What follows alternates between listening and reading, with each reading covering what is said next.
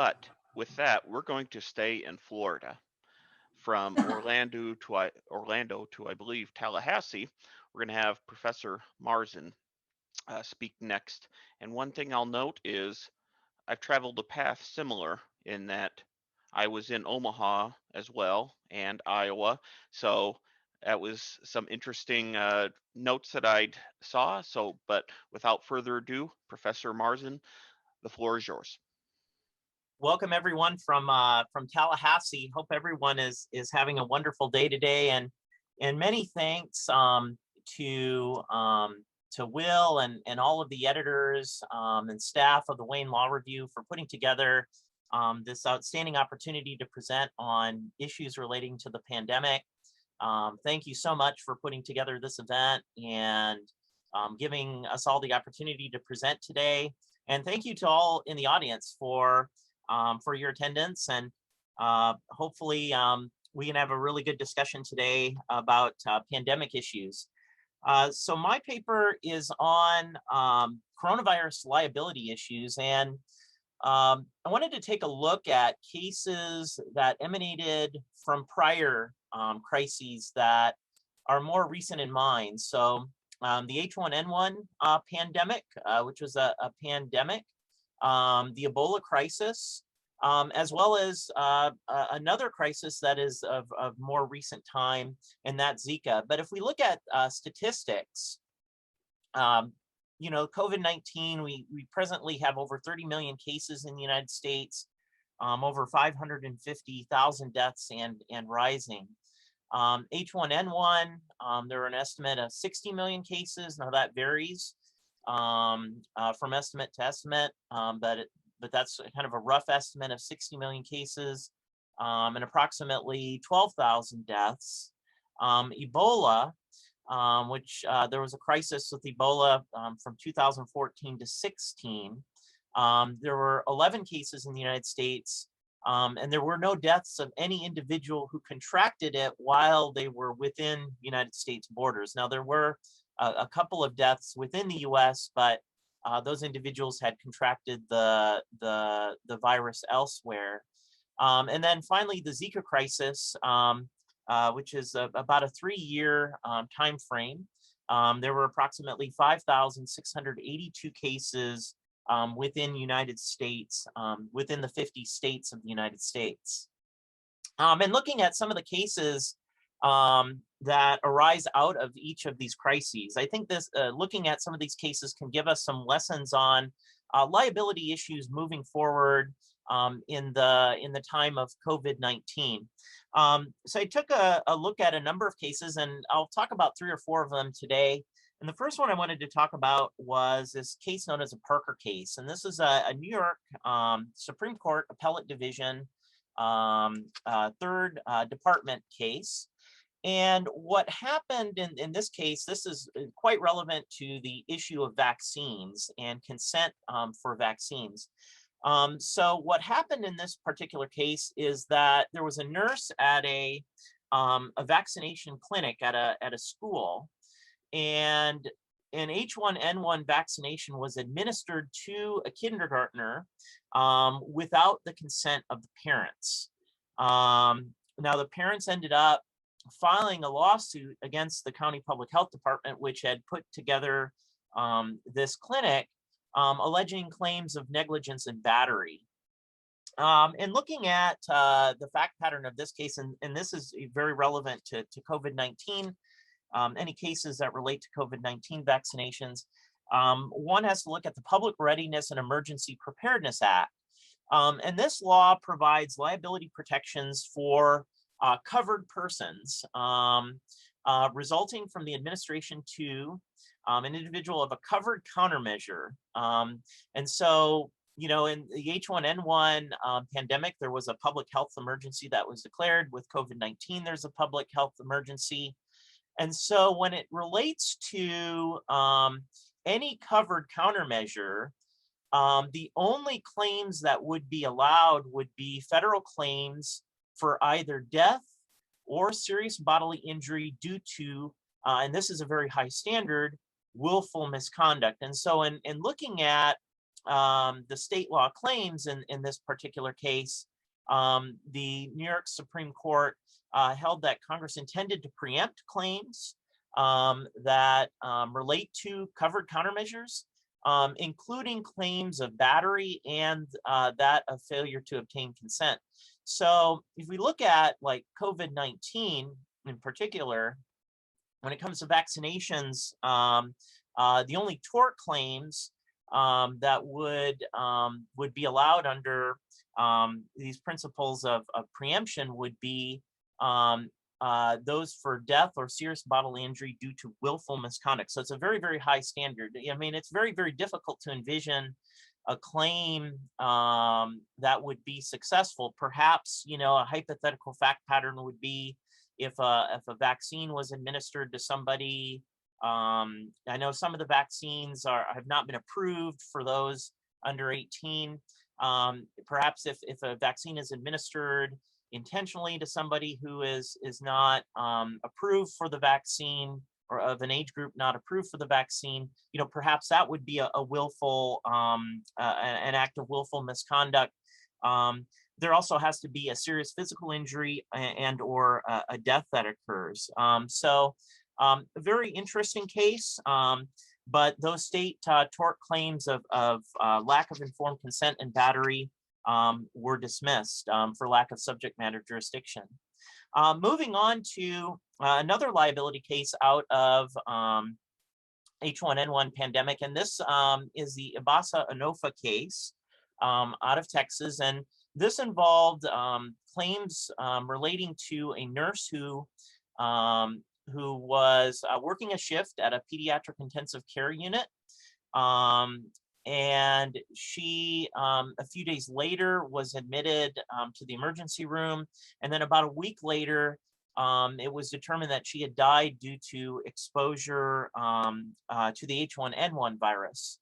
And the spouse filed a wrongful death lawsuit against the hospital. And the main claim in this wrongful death claim was that the hospital failed to provide the nurse, his spouse, with an N95 respirator mask,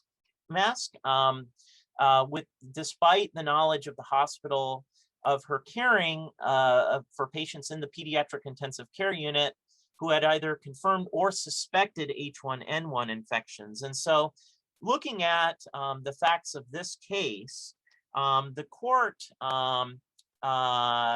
examined the affidavit of the plaintiff's expert, and the plaintiff's expert affidavit tried to establish a causation linkage, but then the hospital submitted an affidavit of their own, which established that the patient who was supposedly exposed the nurse to the virus had never, in fact, actually tested positive. There was never actually a positive diagnosis for H1N1.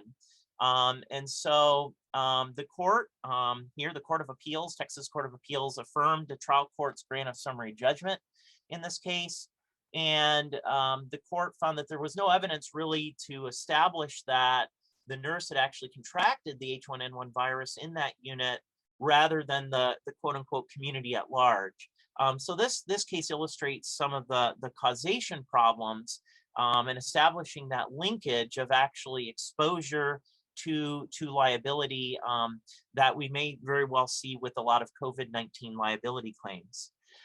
Moving on to Ebola, there are not many cases that arose out of here in the United States out of the Ebola crisis, but a very interesting one was the case involving a bridal shop that filed a negligence lawsuit against the hospital for failure to prevent transmission of the virus, which eventually led to the closure of this bridal shop in Ohio due to contamination concerns. So what happened in this particular case is that there was a nurse who had, maybe some of you remember this from the news, there was a nurse who had cared for a patient with Ebola, and that hospital allegedly cleared that nurse to travel outside of the state, and she ended up actually traveling to Ohio to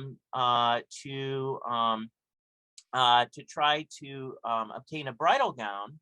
And during the course of her travels, when she returned to Texas after caring for this patient with Ebola, she actually tested positive for Ebola. And there was quite a bit of concern in the state of Ohio. The health department in Ohio actually shut this bridal shop down. And so the negative attention with this shop, the concerns and the fears actually eventually led to the closure of this shop. And so these claims were filed in Texas for negligence. And what happened in this case is that the Texas Supreme Court focused on the Texas Medical Liability Act.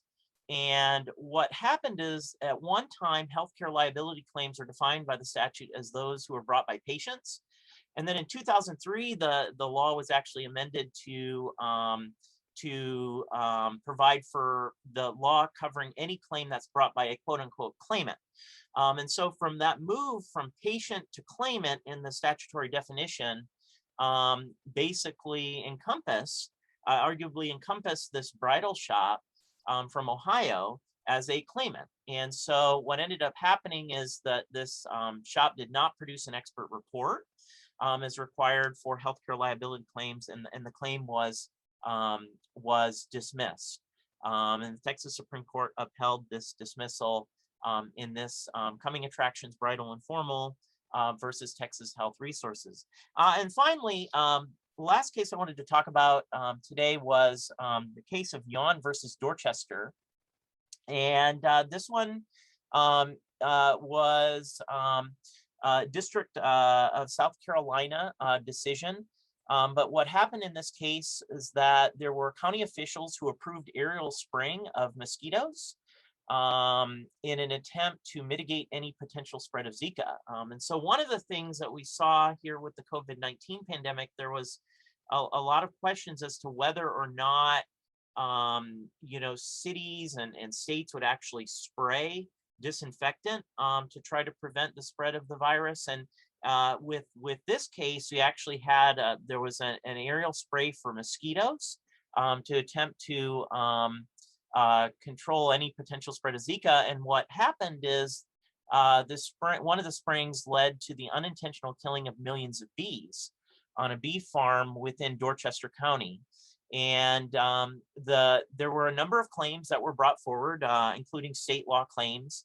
But with interesting relevance to this decision in federal court was that they argued that the spraying of the bees constituted a taking under the Fifth Amendment, and also that they were not allowed an opportunity for notice and an opportunity to object. So they also brought forward due process claims as well. And the county, of course, responded that the spraying was part of the police power that they had with the crisis, and that they did not take the bees for public use. And so the court, this federal court, found that it is undisputed that the spray was conducted to prevent the spread of disease, a matter that would affect public health, and such an action fits squarely within the state's police power.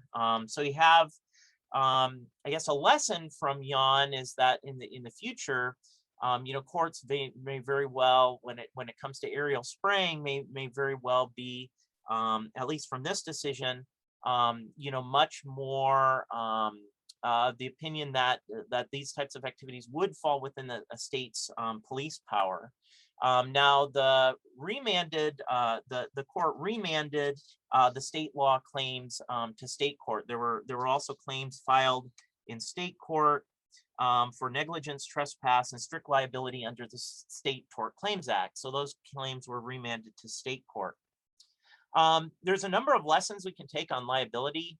Obviously, a main lesson is that even though states are passing liability shields, we see this in a lot of states, including here in Florida, just enacted a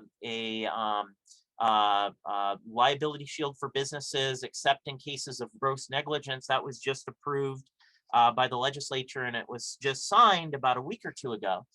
So even despite all of these actions by state legislatures, even if we look at the prima facie elements of torts, especially negligence, causation is going to be a very, very difficult hurdle. And I think Ebaseh-Onofa and some other cases illustrate, how difficult it is. I mean, if we look at, cases arising out of COVID-19, finding that linkage of exposure, exactly where one was exposed versus the community at large, is a very, very difficult problem. So even despite all of the state statutes, a lot of these claims moving forward, even in states without immunity shields, will be very difficult to win. And thank you very much, everyone, for your time today. If you have any questions or comments, please feel free to email me. My email is cmarzen@fsu.edu.